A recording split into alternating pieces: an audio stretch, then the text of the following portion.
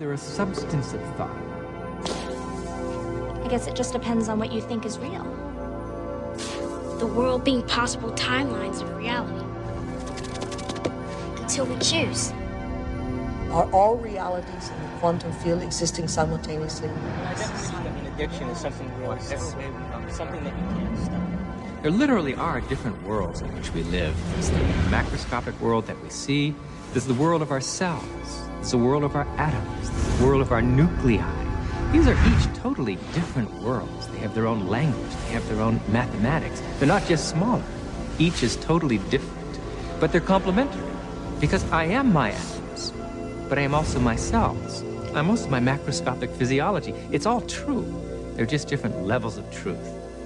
The deepest level of truth uncovered by science and by philosophy is the fundamental truth of unity. At that deepest subnuclear level of our reality, you and I are literally one.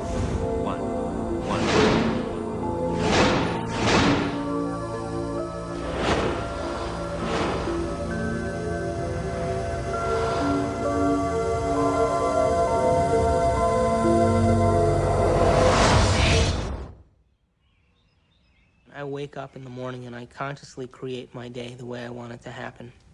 Now, sometimes, because my mind is examining all the things that I need to get done, it takes me a little bit to settle down and get to the point of where I'm actually intentionally creating my day. But here's the thing, when I create my day, and out of nowhere, little things happen that are so unexplainable, I know that they are the process or the result of my creation.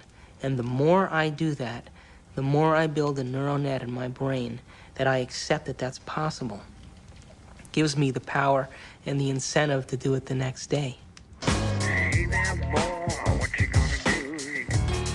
In addiction, we have a supreme, beautiful opportunity to decipher the difference between our intangibility of our nobleness of character and the day-to-day business of how that character is revealed in a three-dimensional world through our bodies.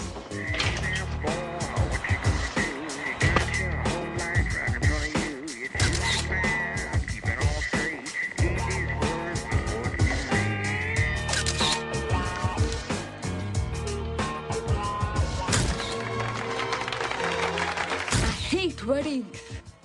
And what we will learn is that addiction is the feeling of a chemical rush that is cascaded through the bodies through a whole assortment of glands and ductless glands and through the spinal fluid, a feeling that some would call a sexual fantasy.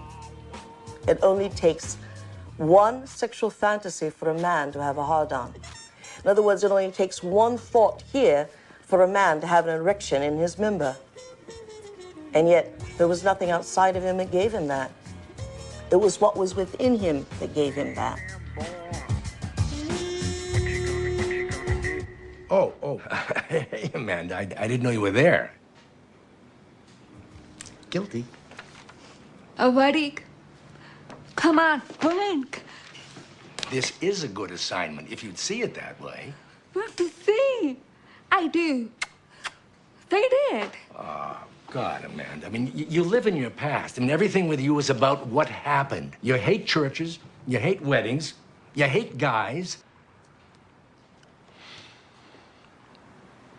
Now, I want you to go scope it out. Don't need to. I got married there. I know. I took the pictures, remember? You got too many memories clouding your vision. Oh, Amanda, you know you're the best technical photographer I have. And I want to have some great pictures. You know what? You need a good Polish wedding. And watch out for those good Catholic boys, huh? You need the priest. Come on, get out of here. Bye. When I was younger, I had lots of ideas about what God was. And now I realize I'm not conscious enough to truly understand what that concept means. that I am at one with the great being that made me and brought me here and that formed the galaxies and the universes, etc.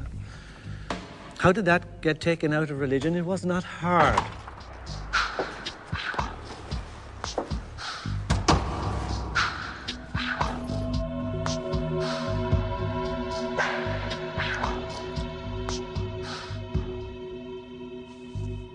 Most of the problems that religion and the various philosophical movements down through the centuries have produced have been errors because that's where they started.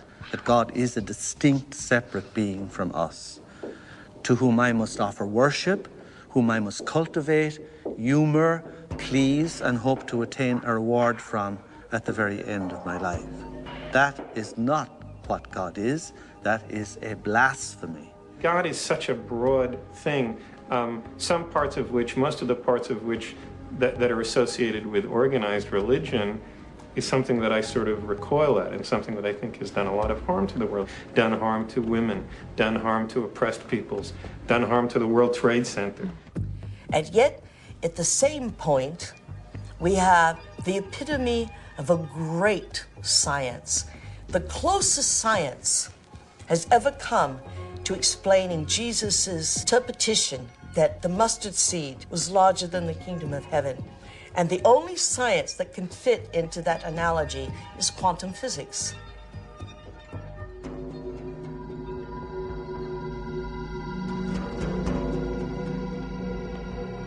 Now, we have great technology, from anti-gravity magnets and magnetic fields of zero-point energy. We have all that, and we still have this ugly, superstitious, backwater concept of God.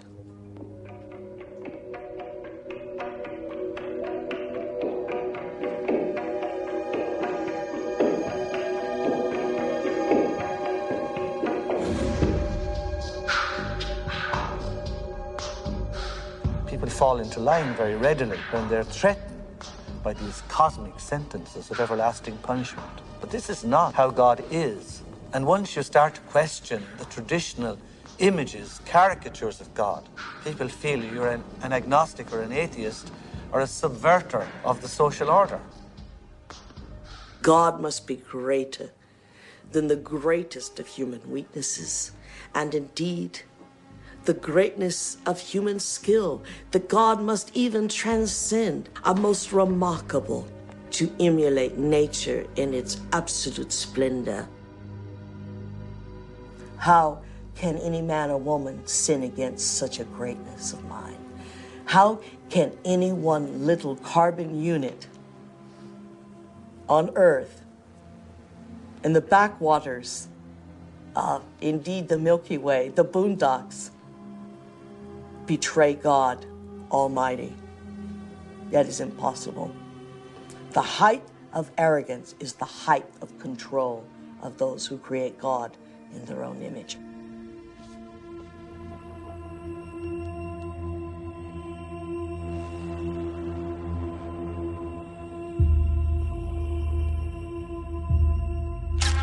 I now present to you Mr. and Mrs. Richard Buck Filipowski.